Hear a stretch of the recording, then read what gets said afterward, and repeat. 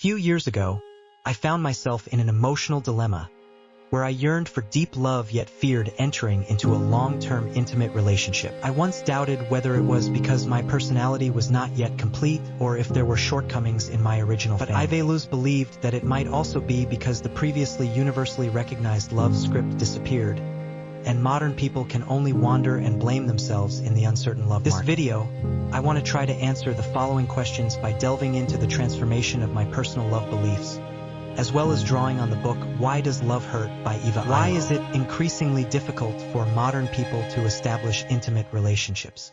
After the disappearance of traditional love rituals and the absence of a love script, how can we meet our true love? Why do some people fear long-term commitments? How can we overcome this fear of commitment? After ending my first complete relationship in 2013, I was single for 7 years, during which I also tried to pursue 2 girls, but both failed. After that, I began to focus on myself, and I started to think that a single life is actually quite good, and I also began to learn to enjoy solitude. But sometimes when it's late at night and quiet, I still feel itchy in my heart, hoping that my vulnerable, lonely, and sensitive self can be seen. So why would I still think of being single for life at that time? After reading the book Why Does Love Hurt, I found a reason that resonated with me greatly, which is my excessive obsession with self-realization. Illo says that the ideal of self-realization contains a fundamentally unstable self-supervision, because the implicit meaning of development and growth is that the tomorrow's me will definitely be different from today's me. This trend of self-realization means that I will keep growing and changing, and at this time, to establish a deep relationship and make a commitment becomes a force that fixes myself, as if it is preventing me from having more possibilities and choices. So for me at that time, finding a partner and getting married was like sacrificing the possibility of my future. And compared to giving time and thoughts to others, I would rather love myself, and I use self-love to replace love. But as Illo said, replacing love with self-love is equivalent to denying the most fundamental and essential social constraints of self-value. This command to love ourselves, trying to solve people's real needs for identity through autonomy. In short, we are social animals, and if we want to be recognized by others, we must first admit that we need deep relationships. If the me at that time saw this sentence, I would definitely object and say that I can live a good life without needing deep relationships. Indeed, at that time, I had begun to gradually adapt to the social lifestyle of today and got used to facing work and life alone. But this state is not our intentional choice, but the era environment that forces us into a corner of loneliness, and we have to implement a survival strategy. So how does the era environment affect our love strategy? Next, we discuss the second part of the video, the great transformation of the love system. In the 19th century, a period before modernization, there was a common, universally recognized set of love rituals in Western culture, which everyone followed step by step, from the initial conversation to going out for a walk together. Every step needed to be determined, mutual attraction, and then going out together, following the steps of the love process. Illo believes that under this ritualized love order, we first establish a commitment relationship, and then it is possible to produce real emotions. Even more so, compared to the stability of social order, the importance of personal emotions here is not high. At this time, the object of everyone's commitment is not their lover, but the current social moral standards. After all, at that time, economic interests and marriage had formed a strong bond. When the capitalist market emerged, the economic system based on family connections and internal institutions was destroyed, and people began to pay attention to romantic love at this time. From then on, individual love choices could break free from the group morality and social framework, and everyone could be free in this free love market. Just as I said earlier, under the constraints of traditional love rituals, people need to establish a commitment relationship first, and then produce feelings, while modern people believe that we need to have feelings and make judgments first before deciding whether to commit to each other and enter marriage. Because in the free love market, our choices have become more diverse. As Illo described, we have to kiss many frogs on the way to finding a prince or princess. In fact, during my lonely period of being single, I also tried using social software, but when I saw countless choices in front of me, I realized that I was just one of the countless choices. This relationship between illusionary imagination and algorithmic establishment is as fragile as a bubble, and everyone is just a frog on the road to happiness, and the prince or princess of their own has never appeared. And I may have been influenced by modern culture for too long, I am extremely opposed to my parents or relatives introducing blind dates for me, so according to the rhythm at that time, I am likely to be single for a long time. But here I want to say, from 2013 to now, 12 years have passed. The person who used to shout that I would be single forever has been slapped in the face. This year is the 5th year of my relationship with Miss Chun. If you ask me if I am happy, I want to say, what can be more happy than the fact that the person I consider extremely important also considers me extremely important? How did I find my true love? I think before I truly established an intimate relationship with Miss Chun, I seem to meet 3 conditions. The first condition is that yourself needs to be settled. Looking back, the reason why I didn't want to fall in love before was to achieve self-realization. But in fact, what I was most afraid of was that I would stay in this small city forever. Once I found a partner and got married, it would be difficult to leave. After coming to Beijing, the elusive fantasies of mine became reality, and my heart gradually began to settle down, no longer restless, which laid the foundation for me to meet my intimate relationship. The second condition is that you can clearly know what kind of person you want to become. For me, there is a key point in 2019, when I watched an anime called Mob Psycho 100. I like the main character Mob, who always believes and warms others with unconditional kindness, and grows little by little. It was also during that time that I changed my WeChat avatar to him, hoping to become a kind, gentle, and gradually have my own ideas like Mob.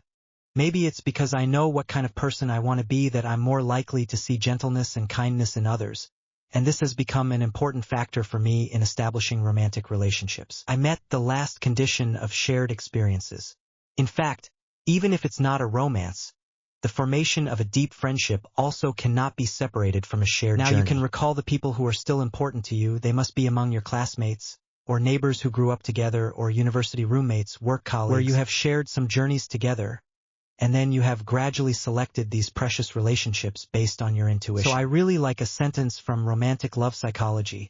The core of romantic love is a deep sense of shared life. Feeling is a person's unique experience and attitude towards life deep in their heart. In the 19th century, there was a common, universally recognized set of love rituals in Western culture. In the free love market, our choices have become more diverse. I realized that I was just one of the countless choices. For me, there is a key point in 2019, when I watched an anime called Mob Psycho 100. The core of romantic love is a deep sense of shared life. But what I want to emphasize here is not the life feeling, but the deep sharing, which is exactly what is difficult for us to achieve in the fast-paced modern love market. Reflecting on when I fell in love with Miss Chun, I myself don't know either, but what I can know is that I saw her caring for and taking care of the children in the team, and I also watched her stay up until midnight to complete a small work goal. I also saw another side of her, jumping carelessly to the rhythm of the music in the live house, and watching her make kind choices after being seriously injured by others. I could see the gentle, kind, and independent individual in her life feeling, which is the person I aspire to become. It's interesting to say my hobbies with her are almost completely different. I like reading, running, and designing, which she doesn't like. But the strongest feeling I have when we chat is that she is willing to delve into my world and become a good partner. I started to unconsciously imitate her, adding a lot of energetic exclamation marks when typing, listening to the songs she recommended, and taking a guitar class under her encouragement. Most importantly, when she fully sees my existence, it makes me feel as if I am wrapped in a warm, damp embrace. And as our relationship grew closer, one day we reached a very blurred area. I began to be unable to define our relationship. It was then that I realized that I had fallen in love. But all this is just my personal experience, and it may not be helpful. But if you have to distill these experiences, I think they can be summarized as follows. First, make sure your heart is at peace. Try to enter an environment that can make you feel at ease, where you can do what you enjoy and are good at. Second, think clearly about what kind of person you want to become, not how much money you want to make or what kind of social role you want to play, but the inner qualities you are most willing to have, such as perseverance, independence, kindness, decisiveness, gentleness, and generosity, etc., which largely determines what kind of people you will attract. Finally, go on a dynamic journey to deeply understand a person, whether it is in a long-term working environment, a certain offline interest class, or an online community where you can form groups to do projects. The last question is, if you encounter the intimate relationship you yearn for, how do you overcome your fear of commitment? In love, why does it hurt? It is said that commitment contains both instrumental and emotional components. However, Research shows that the most dominant aspect of commitment is always its emotional level, because commitment cannot be a rational choice. It seems that from a rational perspective, weighing a person's appearance and economic ability is a very realistic approach. But to be honest, in today's society, uncertainty is too strong.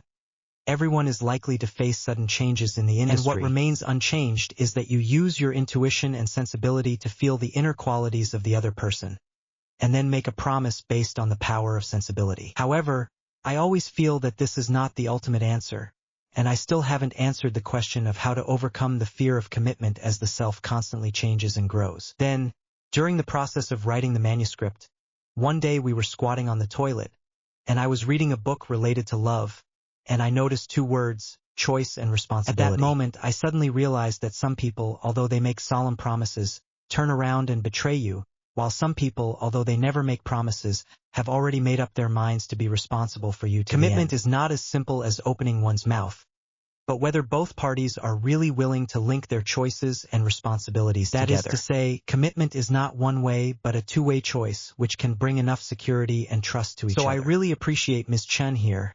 I never believed that there would be a person who could make me so at ease. And it is on the basis of each other's choices, responsibilities, and trust that we can have the courage to face the uncertainty of the future. One night before going to bed, Ms. Chun asked me a question. She asked if I would get tired of her after we spent more time together, and I said directly that I wouldn't. She asked why, and I said because as we have more and more common experiences, the characterization in your memory becomes more rich and profound. And for me, you become more and more irreplaceable. I still remember in 2023 when you found a way to make money in Yiwu. Then we went back to Yan in the middle, accompanied my grandfather to celebrate his 100th birthday. But then my grandfather started to fall ill in bed and eventually passed away. During my grandfather's illness, Miss Chun always supported me and accompanied me. At that time, we gave up all our work, ran to the hospital every day to bring food for my grandfather, buy pads, sing to him, and make him happy. I am very fortunate that we did everything we could, and I have no regrets about all this. After the control of the epidemic was relaxed, my grandmother was hospitalized again, and we had to go to the hospital every day. And when it was about to be over, the rent for our house in Yiwu was about to expire. Now looking back, we gave up the opportunity to make more money in Yiwu at that time to take care of our family.